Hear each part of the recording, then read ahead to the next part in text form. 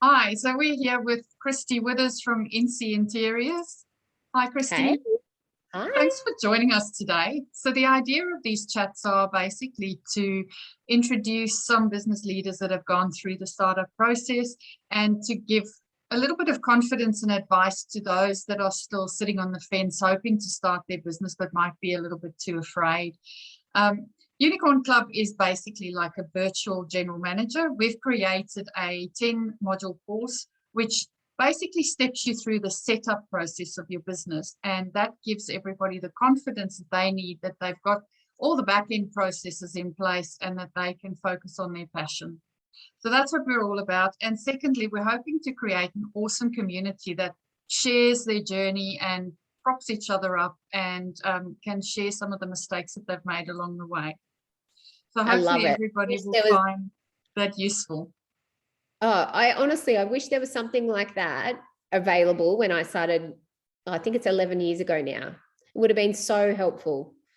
That's such a long journey for you already. So why don't we start with you giving us a bit of an intro and a bio on who you are and what Incy Interiors is. Well, so I'm Kristy. I'm a mum to two children. I'm a wife. I live in Orange in the central west of New South Wales, and I run my company from here. So some of my team are here, some of my team are in Sydney, and some are in the Philippines. So we are truly global, and most of us are in lockdown at the moment, except me, thankfully. So I started Incy. We officially went live about 10 and a half years ago. I started on it 11 years ago. So I just got the alert on LinkedIn the other day that I started it. So yeah, so I worked on Incy for probably 6 months before we actually went live, trying to find that what took the majority of the time was just trying to find manufacturers. I had a background in corporate marketing. I had worked for St. George, CBA, and then prior to starting Incy, I managed eBay's marketing and advertising team.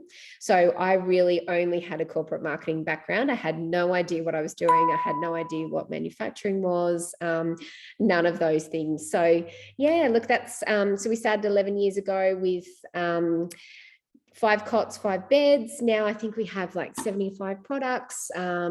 We sell across 11 countries. I'm not even sure how many stockists we have. It's a few.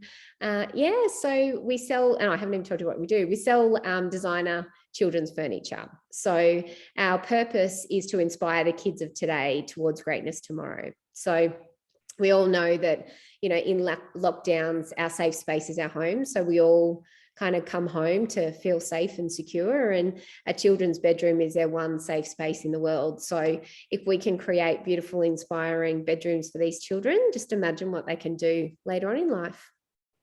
That's amazing. And along the way, you've gathered some pretty famous clients as well, haven't you? Yeah, we have. We're really lucky. We've worked with, you know, like the likes of Serena Williams. She's our most legit, of course. We've had lots of US kind of actors and all sorts of stuff. But here in Australia, we've got the likes of Bec Judd and Heinrich, Edwina Bartholomew, who else? Harry Kuehl, all sorts of people.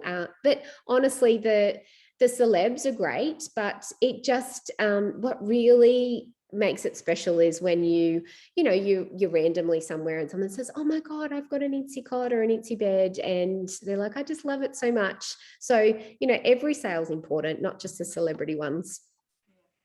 Yeah. But you haven't actually actively gone out looking for those either. It's just organically happened because your furniture is All so the cool. celebrities. Yeah. Look, we're lucky. We have a very distinctive look. So if people like our look, then, you know, we're kind of the only ones in the market globally. So yeah, we if you like our look, we're kind of the only option you've got. So you've spoken briefly about taking the leap from corporate into starting your own business. And what was it about Incy and sort of what sparked it all for you? So I had Oscar and I went back to work. I didn't love maternity leave. I kind of left thinking I was going to take 12 months off and, you know, maybe I'd just like swan around, and I'm not sure what I thought I was going to be doing. I had these images that I'd be like running laps of Centennial Park. Yeah, I was going to learn how to play golf. That never happened. Yeah, I don't know what I was thinking. Anyway, I did a few laps of Centennial Park and was bored out of my brain. So I went back to work after about 6 months. And when Oscar got to about 2, he needed to go into his first big bed. And I was traveling internationally every 6 weeks. And I was either in the UK or the US and seeing all these amazing products that were available overseas that we just couldn't get access to here.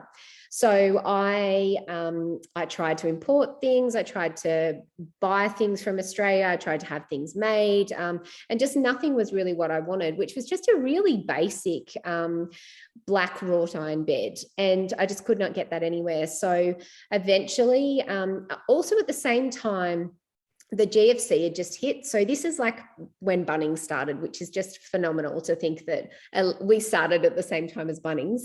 But Bunnings had just started, the GFC had hit, and I'd just done a big market research project, which showed that there was 3 high growth areas. One was online, one was children, and one was home. So basically people were having children older. So therefore they typically had more savings, and the woman typically had a job. And so, as you know, when you have a child, you transfer your disposable income from you to the child. The second thing was online was booming. So Australia, whilst we were behind the rest of the world in our internet penetration, we had like one of the highest growth rates, and we still do. And then the third thing was people were were spending more time at home. So because of the GFC, people weren't going out as much. They were entertaining at home more. So they were making sure their homes looked beautiful. So it was kind of the perfect storm. And I knew that. I had all that market research backing it up, but I didn't have the guts to do it. So it was just that I had to make my team redundant for the second time, that I finally chucked a tantrum and quit my job and found myself with not knowing what I was going to do. And I almost accepted a job as like head of marketing at General Pants, which is so not me.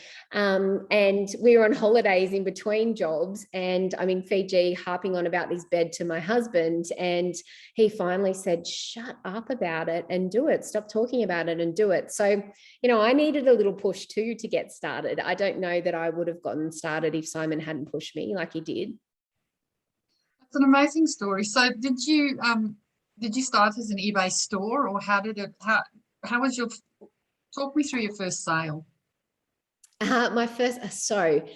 So marketing is obviously what I know. I don't know logistics. There's so many things I don't know, but the thing I did know was marketing. So I was this small little business. My startup capital was $80,000. I sold my eBay shares and I had $80,000, and I budgeted the hell out of that $80,000. I know that is a big startup for lots of people, but that's what I had. And so I was a total tight ass when it came to spending money. I made sure every dollar counted.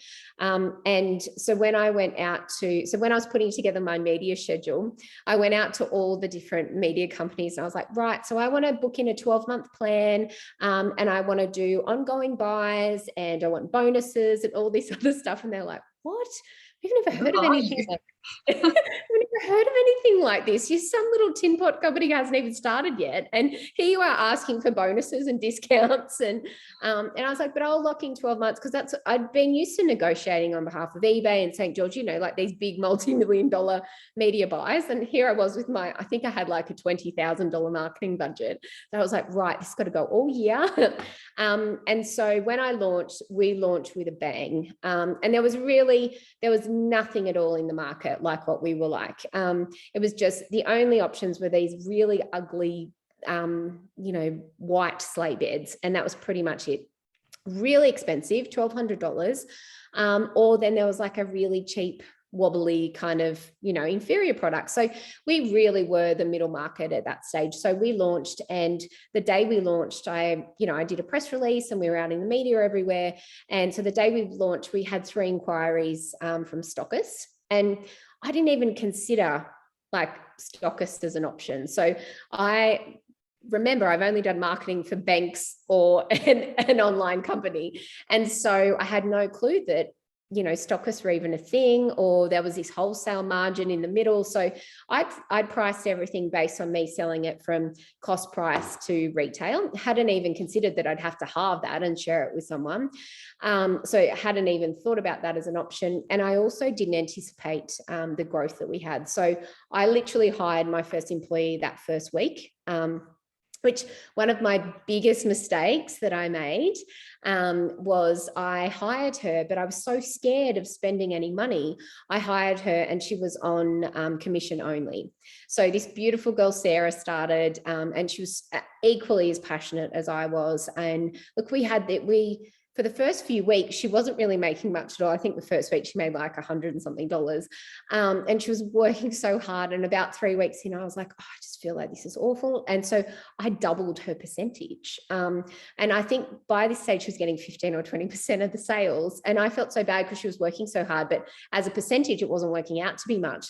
Like 2 or 3 months in, she was taking home like $3,000 or $4,000 a week. And I was like, still not taking anything out of the business. I was like, oh my God, what have I done?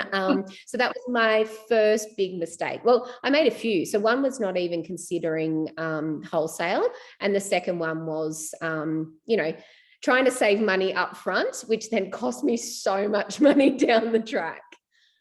Well, one of the modules that we deal with, that we have is module 2 is all about picking a business name.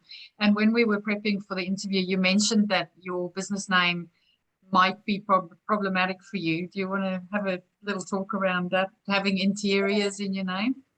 Absolutely. And it's something we debate all the time. So we are Incy Interiors. And when we were coming up with the name, we wanted to, like, lots of furniture companies are called something furniture, or, they're kind of very clunky and functional sounding. And I wanted it to sound aspirational and beautiful. And so anyway, we named ourselves Incy Interiors, thinking interiors sounds beautiful and luxurious and, homely.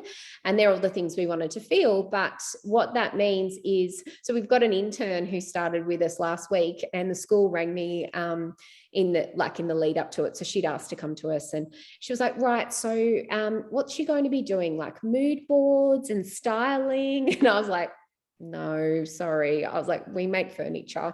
There might be a little bit of that, but that's such a small. And she was like, oh, I thought you were an interior designer.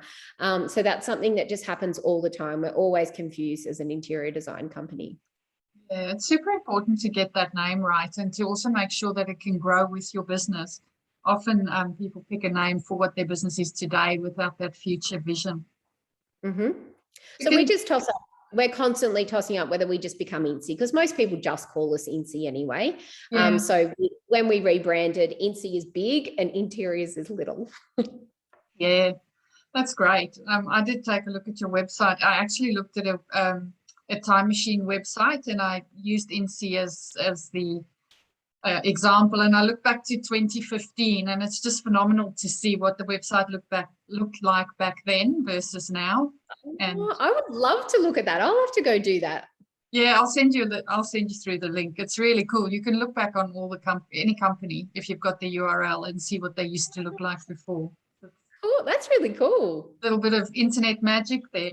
Yeah. I guess part of what we're trying to alleviate in Unicorn Club and with the 10 modules is to make sure that we capture all of these little nitty-gritty bits that business owners often forget about. There are things like insurances and policies and procedures that you have to have in place, and making sure you've got contracts and agreements and partnership agreements. And we've learned so often that you don't have a partnership, but a lot of people that do have partnerships, they dissolve, and they tend to go in different directions eventually, and all of those things are really, really important. They are. Yeah, and fixing some of these problems in hindsight is quite problematic. It costs a lot of money, it costs a lot of time, there's emotional baggage that goes with it. I'm sure you've had your fair share of nights crying and too many glasses of wine. Mm-hmm. It's basically my life still, 11 years on. I remember a couple of years ago that you had containers that fell off a ship, and you had a massive customer service issue with that. Yeah, so 2018 was just a colossal mess for us. So in February, we had a container of wooden products arrive and full of water. So we actually got those products, but probably 3/4 of the container was damaged. And the first thing everyone says is, oh, but don't you have insurance? Yes, we had insurance. But the insurance company wanted us to sand off mold, wipe things down, relabel them, all sorts of stuff. And I really stand behind the quality of our products. And also, I just wouldn't have been able to sleep at night knowing that, some person's child was sleeping in a cot that was moldy, and I just couldn't do it. So I basically fought with the insurance company until September. So it was about $400,000 worth of product, and we got $16,000 in September. So it happened in February. And because we'd had a big sale in like a big Boxing Day sale, so we get a container every month of wood and a container of metal every month. And so if we sell out of that container, it just goes to the next container. It's not normally a big drama, but because we'd had such a big Boxing Day sale, our next container was sold out as well. And lots of people just couldn't wait 2 to 3 months until that following container came. So we had to do, I don't even know what the refunds were. It was a lot. So luckily we were, quite profitable and had lots of working capital at that stage. And to be honest, we've never recovered that working capital, even in 21. We still never got back to where we were, just with everything that keeps happening, makes it difficult. But so then in the June of that year, we had a container full off a ship off the coast of Newcastle. So that was much easier to deal with the insurance company because it was quite obvious that we couldn't redeem that and resell it. So that was pretty clean cut. And it was actually easier because we had replacement products in our warehouse in Taiwan. So not only do we have the factory, but we have a warehouse there where we had extra products. So we just said to everyone, it's fine. We've got another shipment coming. It can leave this weekend, be here in 2 to 3 weeks. And then that ship broke down in Papua New Guinea for, I think it was 12 weeks, 8 to 12 weeks. Anyway, a ridiculous amount of time. So 2018, challenged me like I've never been challenged before. To be honest, I probably had a mental breakdown and I just didn't realize it. That at the end of that year, I really seriously considered shutting down. It nearly broke me. So we had stock issues, we had customer service issues. The only positive through the whole, 2 positives was our customers. We had 99% of people were really beautiful and understanding. We did everything we possibly could in our power to keep people happy and do the right thing by everyone. But, unfortunately, you just can't keep everyone happy. And the other key thing that got me through that year was my team. I'm so lucky to have this beautiful, supportive team who, really just held me up and, we all just battled through together. But yeah, it was a really rough year. It was probably rougher for us than COVID. It's trying because you can understand the emotion around somebody having a baby and their cot hasn't arrived and they can't exactly put the baby on hold. And it's not like an ottoman or something that, is just there for, to look pretty. I know. So yeah, it was hard. Well navigated. It's that's startup life though, isn't it? It kind of, at what point did you deem your company no longer a startup? I don't know, actually. I don't know. That's actually a good question. I don't even know that. Obviously, I don't consider us a startup now just because we've been around for so long. But I guess it's probably like a time frame thing to me.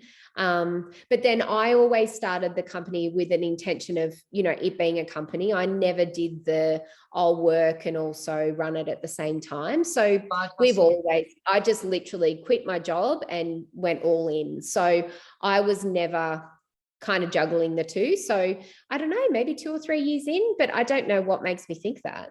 Yeah, but it seems all businesses evolve though. So you go through these transitions where you outsource your workforce, insource your workforce, where you change your distribution channels, or you change whether you're going to have stockists or not, sell direct. So it's kind of a never-ending cycle that is always somehow in startup mode, isn't it? Yeah, totally. It really is. And honestly, now more than ever, I think that if anyone is considering starting a business, if you are not flexible and you are not nimble, don't do it, because that's the thing that I think that's the reason we're still around is we never get set on an idea. Right now, we don't even really plan more than 2 to 3 months out because you're just wasting your time. Like, obviously we have big overarching goals we want to get to in, 1 year, 2 year, 3 years, but doing that hardcore planning and all of that stuff, it's just not relevant anymore. Like, all you do is end up being disappointed. So I think the key thing, the key, I don't know what it is, like value that you should have is just flexibility, because if you're not flexible, you are not going to survive. And resilience. You need to roll with the punches and get back up and just try and try and try again, right? Yeah, absolutely. Oh, that's been great chatting to you. If you had one key message that you'd want to give somebody who's sitting on the fence, who's sitting with a great idea, their friends have said to them, oh, you're crazy, that's never going to make money, or their side hustle is just, a side hustle, and they're struggling to take that next step, what's like the key advice that you'd give them? Prove them wrong. Use that as your motivation. Like, I love when someone tells me that I can't do something, because it just inspires me more to do it, which is probably not very mature.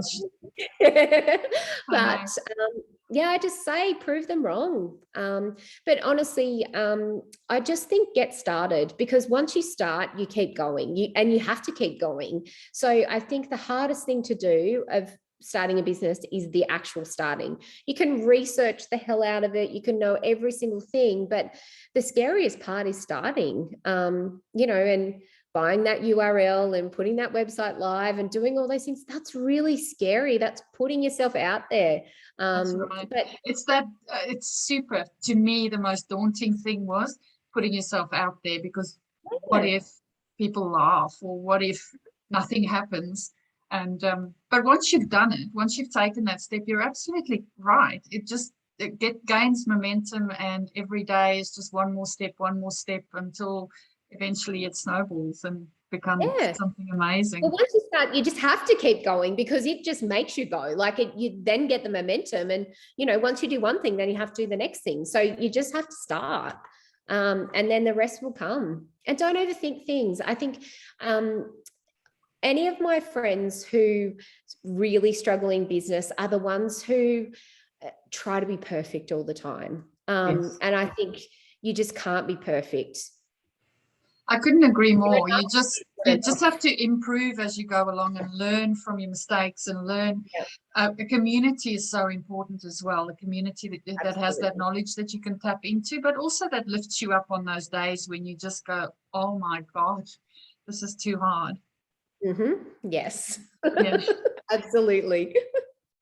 Which hopefully Unicorn Club will be, which is exciting. Yes, hopefully we will grow very quickly and have a lot of people with amazing insights and amazing lessons that they can share with everybody else. I'm super excited about this venture. It's something that I've been sitting on for ages and just haven't really wanted to take that step. And now I've taken the step, and the snowball's well and truly rolling for me. I'm proud of you, and I can't wait to see where it goes. Thank you. Thanks so much for sharing your story with us, and hope we'll chat to you again soon. Thanks for having me.